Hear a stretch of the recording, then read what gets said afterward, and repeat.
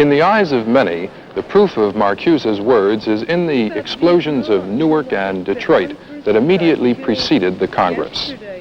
In a group discussion on the relationship between art and violence, the ghetto rebellions are interpreted in terms of happenings and of autodestructive art. What it says here about the function of the present violent rebellion in American Negro society is one aspect of the idea of autodestructive art, a mirroring of the wastefulness, the build-up of material goods and and of technology, and then the elimination of this in rapid time sequence in wars or other forms of disintegration.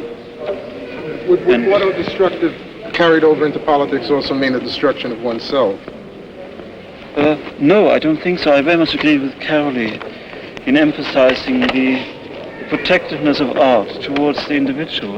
You get rid of self-destructive things, you get rid of self-justifying things, you get rid of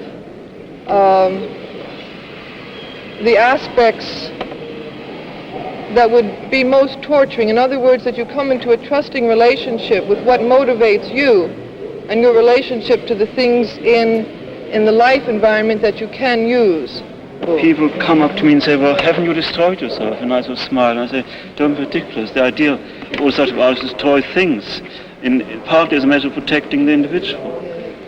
I think that people underestimate the capacity of people to defend themselves and to adjust to destruction. The more violence there is, the more people take violence for granted. I'll give an example of a letter I got from New York yesterday, where the incident in Spanish Harlem, say 5 years ago, would have raised incredible chaos and commotion. And they described it in the letter as, well, nothing's really happened in New York yet. There's just been a few incidents of light rioting.